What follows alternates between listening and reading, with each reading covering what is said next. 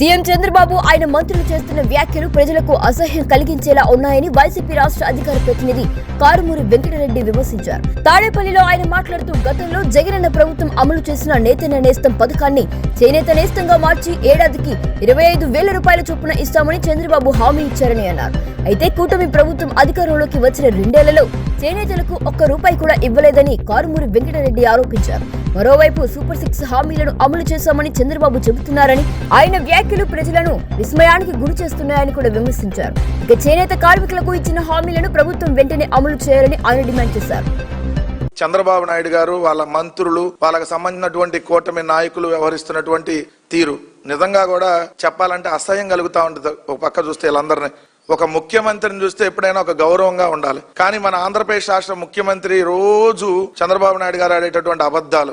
ఈ రోజు చేనేతల దినోత్సవం, నేతన్నల దినోత్సవం. ఈ రోజు కూడా ఏదైతే చంద్రబాబు నాయుడు గారు ఏదైతే బాపట్ల జిల్లా వేటపాలెం మండలం వెళ్ళి అక్కడ కూడా ఈ రోజు చెప్తున్నటువంటి అబద్ధాలు. చేనేతలకు సంబంధించి మాట్లాడతారు. చేనేతలకంట ఏదైతే గడిచిన ప్రభుత్వంలో ఇబ్బందులు పడ్డారంట, ఈ ప్రభుత్వంలో బ్రహ్మాండంగా ఉన్నారంట. కొద్దిగా చెప్పడానికి సిగ్గట్టలేదా చంద్రబాబు నాయుడు నీకు అని అడుగుతా ఉన్నావు.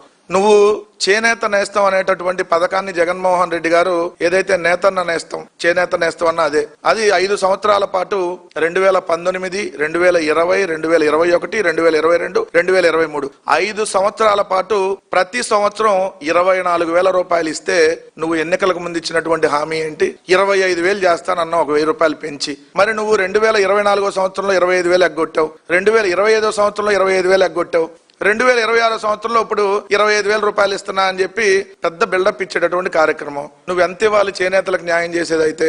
25 + 25 + 25 3 25లు కలిపి 75,000 కదా నువ్వు ఇవ్వాల్సింది. 2 సంవత్సరాలు 50,000 ఎగ్గొట్టి, అది కూడా అర్హుల్ని ఒక 11,000 మందిని తగ్గించి, మేము ఉన్నప్పుడు ఉన్నటువంటి అర్హులకి ఇప్పుడు అర్హత వాళ్ళని ఒక 11,000 మందిని తగ్గించేసి ఇప్పుడు 2 సంవత్సరాలు ఎగ్గొట్టి నువ్వు చేనేతలకి ఏదో న్యాయం చేశానని చెప్పి మాట్లాడుతున్నావంటే ఈ రోజు చేనేతలు కూడా నిన్ను చూసి అసహ్యించుకున్నటువంటి పరిస్థితి. ఎందుకింత పచ్చి అబద్ధాలు ఆడతాడు? గడిచిన 2 సంవత్సరాలు ఎగ్గొట్టి ఇప్పుడు ఈ 3వ సంవత్సరంలో కూడా మళ్ళీ కోత విధించాడని చెప్పి ఈ రోజు వాళ్ళు కూడా నిన్ను అసహ్యించుకున్నటువంటి పరిస్థితి. ఇది ఒక పక్క అయితే, నువ్వు సూపర్ 6 హామీలంట నెరవేర్చావంట. అసలు నీకు నోరా ఇంకేమన్నది? అదేదో ఉంటది కదా, తాటి మట్ట అనేదో లాగా. అసలు నోటితో ఎలా మరి నువ్వు ఇలా పచ్చి అబద్ధాలు ఆడుతున్నావు? సూపర్ 6 నెరవేర్చడం అంటే ఏంటి? సూపర్ 6 లో నీకు 15, నీకు 15, నీకు 15 ఒక పథకం, నీకు 18, నీకు 18, నీకు 18 రెండో పథకం, నీకు 20, నీకు 20, నీకు 20 మూడో పథకం, నీకు 36, నీకు 36, నీకు 36 నాలుగో పథకం, నీకు 3 గ్యాస్ సిలిండర్లు ఫ్రీ, నీకు 3 గ్యాస్ సిలిండర్లు ఫ్రీ, నీకు 3 గ్యాస్ సిలిండర్లు ఫ్రీ ఐదో పథకం.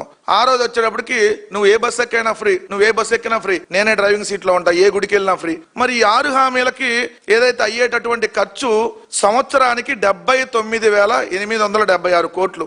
ఓన్లీ సూపర్ 6 పథకాలకి 79,876 కోట్లు సంవత్సరానికి అవుతుంది. ఇది ఇప్పుడు 3వ బడ్జెట్ నువ్వు వచ్చినా నడుస్తుంది. 2024-25, 25-26, 26-27కి సంబంధించి ఈ 3 సంవత్సరాలకు సంబంధించినటువంటి బడ్జెట్ కి, అంటే ఇప్పటి వరకు ఈ సూపర్ 6 పథకాలకి ఖర్చు పెట్టాల్సినటువంటి డబ్బులు ఎంత? 2,39,628 కోట్లు. కానీ నువ్వు ఇప్పటి వరకు ఖర్చు పెట్టింది ఎంత? కేవలం 31,484 కోట్లు. అంటే 13% మాత్రమే ఖర్చు పెట్టి సూపర్ 6 నేను సూపర్ హిట్ చేశా, సూపర్ 6 నేను అందరికి ఇచ్చేశాను, ప్రతి ఇంట్లో ఈ రోజు చంద్రబాబు నాయుడు గారు పథకాలు అందుకోనంటే చాలా సంతోషంగా ఉన్నారంట. ఒక్కసారి అన్ని మీడియాలను తీసుకొని మీ కుప్పం వెళ్దాం. కుప్పం వెళ్ళి, అమ్మ నీకు 18,000 వచ్చిందా? అక్క నీకు 18,000 వచ్చిందా? తమ్ముడు నీకు 36,000 వచ్చిందా నిరుద్యోగ వృత్తి? తమ్ముడు నీకు 36,000 వచ్చిందా అని అడుగుదాం. వాళ్ళు చెబుతారు నీ మొహానే, వచ్చిందా రాలేదా, సంతోషంగా ఉన్నారా, లేదంటే ఈరోజు దరిద్రమైనటువంటి దారుణమైనటువంటి పరిస్థితుల్లోకి నువ్వు ఈరోజు ప్రజలు నెట్టావా అని చెప్పి అక్కడికి వెళ్తే వాళ్ళు చెప్తారు. మీడియా లేకుండా 4 ఫోటోలకు రోడ్డు మీద ఫోజులెత్తానికి ఏదో ఇంటింటికి నీ అదేదో డాష్ కార్యక్రమాన్ని పెట్టుకొని తిరుగుతున్నారు కదా మీరు.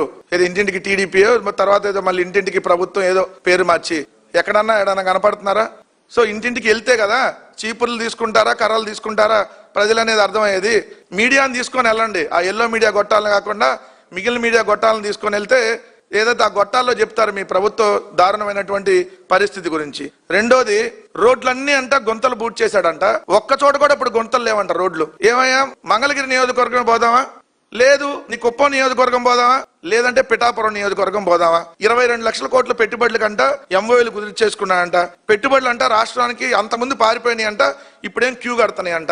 అందుకనన్నా మీ మొహాన ఊసి మరి ఇంకా చెప్పాలంటే మీకు దండం, మీ మొహం కూడా మేము చూడమని చెప్పి టాటా వెళ్ళిపోయిందా, అదే విధంగా జిప్సన్ వెళ్ళిపోయిందా, అదే విధంగా చూస్తే కోకోకోలా వెళ్ళిపోయిందా. ఇలా వారానికి ఒక కంపెనీ మీరు భూములు అలాట్ చేసి మీరు 70% 80% రాయితీలు ఇస్తానన్నా మీ రెడ్ బుక్ ఓ దండం, మీ రాష్ట్రానికి ఓ దండం, మీ మొహమే మేము చూడటం చూస్తేనే దరిద్రం అన్న కోణంలో కంపెనీలు పారిశ్రామికవేత్తలు పరారైపోతుంటే నెలకు 1,00,000 కోట్లు పెట్టుబడులు వచ్చినాయి అని చెప్పి సొల్లు కబుర్లు చెప్పడం తప్ప వాస్తవ పెట్టుబడులు మన పార్లమెంట్లో మీ బతికేందో, ఈ రాష్ట్రానికి 2 సంవత్సరాల్లో మీరు చేసిన ఘోరం ఏందో 2 అంట కంపెనీలు వచ్చినాయి 2 సంవత్సరాల్లో. తలకాయ తీసుకెళ్లి ఆడబెట్టుకోవాలయా?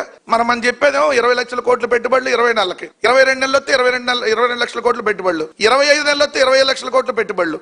నోరు తెరిస్తే పచ్చి అబద్ధాలు తప్ప నీ జీవితంలో ఒక్క రోజన్న నిజం చెప్పిన పాపాన పోయారా చంద్రబాబు నాయుడు గారు అని చెప్పి ఈ రోజు అడుగుతా ఉన్నాం. అలానే 1,30,000 కోట్లు అంటే అభివృద్ధి ఖర్చు చేశాడంట 2 సంవత్సరాల్లో. ఒక సచివాలయం అన్న కట్టావా? ఓ రైతు భరోసా కేంద్రం అన్న కట్టావా? నువ్వు మెడికల్ కాలేజ్ కట్టడానికి 500 కోట్లు లేవు, నేను పీపీపీకి ఇస్తాను, ప్రైవేట్ వాళ్ళకి ఇచ్చేస్తానని చెప్పి మాట్లాడతా 1,30,000 కోట్లు అంట అభివృద్ధి మీద ఖర్చు పెట్టాడంట. ఖర్చు పెట్టావో చెప్పని అడుగుతా ఉన్నాను చంద్రబాబు నాయుడు గారు.